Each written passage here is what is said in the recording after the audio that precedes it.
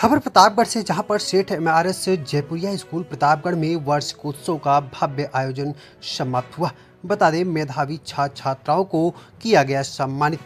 सेठ MRS Jaipuria school Pratapgarh में celebrating Bharat के अंतर्गत आयोजित आरोहण 2026 वार्षिकोत्सव एवं पुरस्कार वितरण समारोह का भव्य और गर्वमयी आयोजन विद्यालय परिसर में किया गया। बता दें कि इस अवसर पर शिक्षा, संस्कृति, कला और प्रतिभा का अद्भुत संगम देखने को भी मिला। विद्यार्थी की रंगारंग प्रस्तुति और मेधावी छात्र छात्राओं के सम्मान से पूरा वातावरण उत्सवमय हो उठा।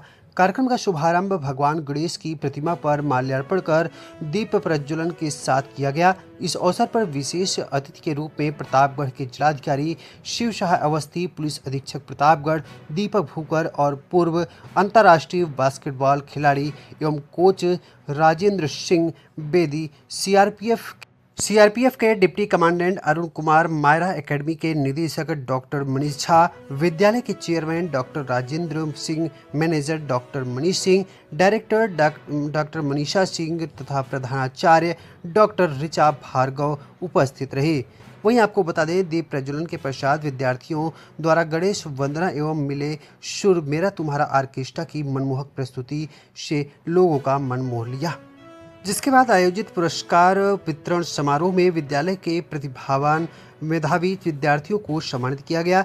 सीबीएसई बोर्ड परीक्षा में प्रतापगढ़ जिला टॉपर रहे शौर्य सैनी, अर्णव मौर्य और प्रांजल त्रिपाठी, जेईई मेंस परीक्षा में नेशनल टॉपर रही मेधा खंडेलवाल एवं अभिषेक सिंह विद्यालय के टॉपर्स, भारत को जानो प्रतियोगिता के स्टेट टॉपर अंजल केसरवानी एवं यशी वर्मा, हिंदुस्तान ओलंपियाड के जिला टॉपर यश खंडेलवाल, सुकृति मिश्रा, स्वाति त्रिपाठी, अनन्या गुप्ता एवं तैमूर, अमर उजाला नेशनल ओलंपियाड के जिला टॉपर दीक्षा शुक्ला, सूर्यांश, हर्षित, हर्षदीप एवं वासु अग्रवाल, एसएफओ ओलंपियाड के अंतर्राष्ट्रीय एवं राष्ट्रीय विजेता, pinnacle inter Jaipuria athletics meet championship की विजेता श्रेया कशोधन एवं साइमंस सीबीएसई क्लस्टर प्रतियोगिता के विजेता तथा जिला स्तरीय बास्केटबॉल एवं बॉलीवुड प्रतियोगिताओं के प्रतिभागियों को अतिथियों द्वारा शील्ड, मेडल एवं प्रशस्ति पत्र देकर सम्मानित किया गया। चलिए देखते हैं बच्चों के भविष्य को लेकर आए हुए मुख्य अतिथियों ने क्या कुछ कहा। देखें रिपोर्ट। और कर्तव्य जिनकी पहचान है, सेवा, समर्पण और कर्तव्य जिनकी पहचान है, जनहित की भावना ही जिनका सबसे बड़ा सम्मान है, ऐसे प्रेरणादायी व्यक्तित्व का हम सब करते हैं अभिनंदन।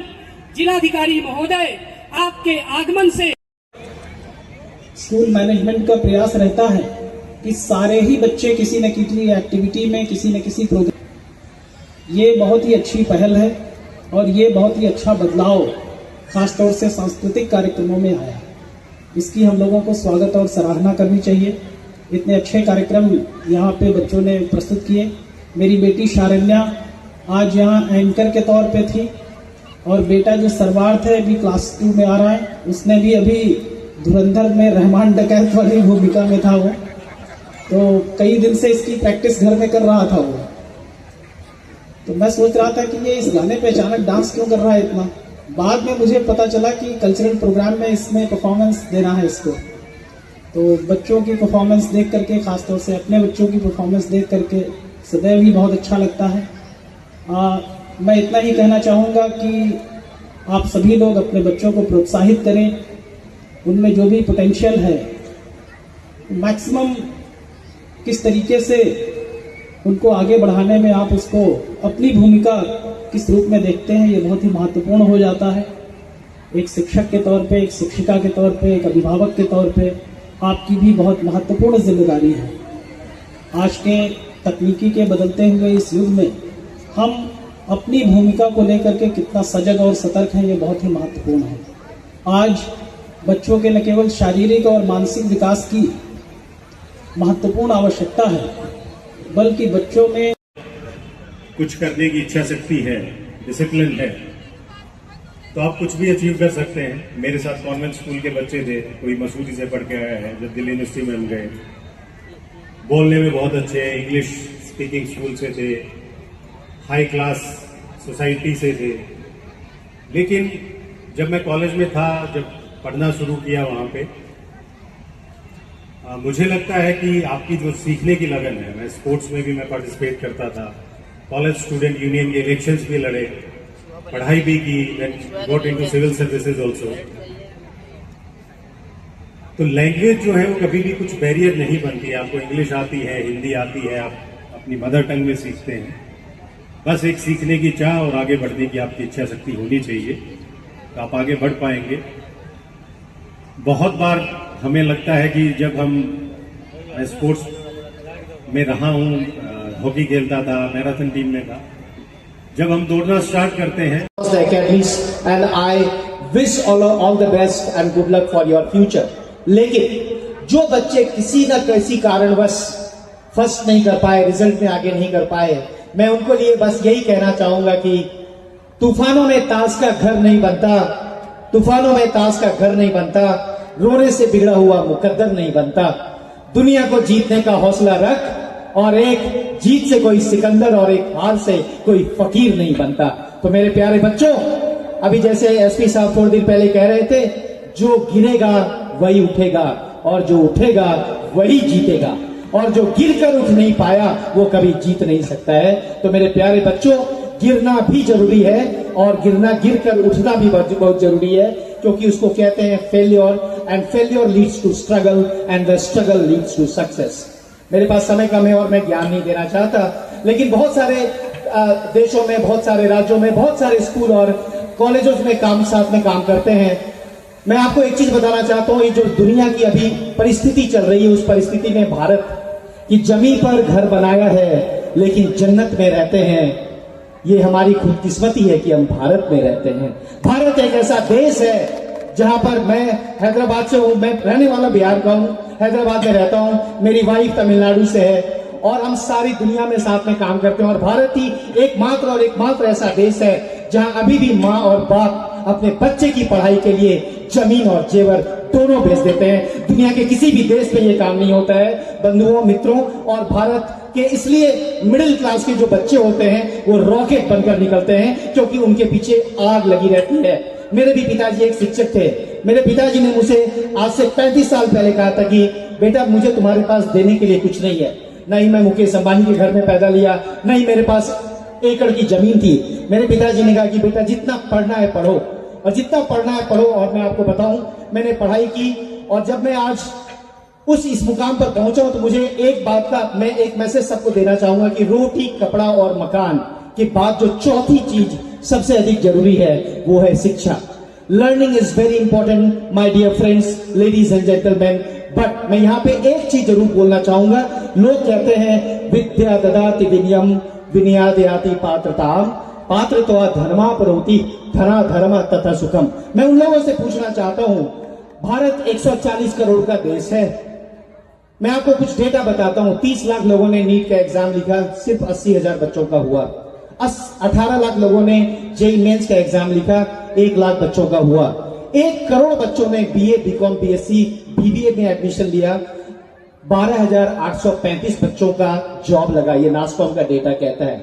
तो शिक्षा तो जरूरी है, लेकिन शिक्षा का ऑब्जेक्टिव क्या है? शिक्षा का ऑब्जेक्टिव होना चाहिए कि आप फाइनेंशियली इंडिपेंडेंट हो, अपने पैर पे खड़े हो। और इसी के लिए भारत सरकार ने भी इंडियन एजुकेशन सिस्टम में 2 चेंजेस लाए। 2014 में जब नई मिनिस्ट्री बनी, ministry of skill development and entrepreneurship, और दूसरा चेंजेस आया 2020 में जब नेशनल एजुकेशन पॉलिसी आई। और इन्हीं दोनों चेंजेस के अंतर्गत हम काम करते हैं, स्किल डेवलपमेंट का काम करते हैं। आप विदेश जाएं, आप पूछे बच्चों से कि तुम क्या करते हो, वो बोलेंगे मैं कोडर हूं, मैं डिजिटल मार्केटर हूं, वो बोलेंगे मैं कारपेंटर हूं, वो बोलेंगे मैं ब्यूटिशियन हूं।